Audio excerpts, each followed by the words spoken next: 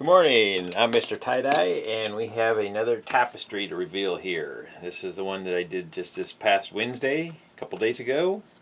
It was the incline ice dye, but I also did some liquid dyeing on it for the rainbow stars. So I'm going to open this up. It was a complete experiment, so we'll see what we got here.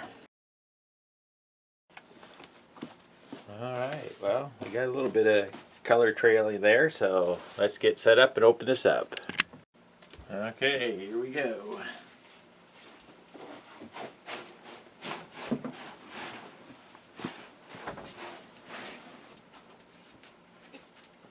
Alrighty.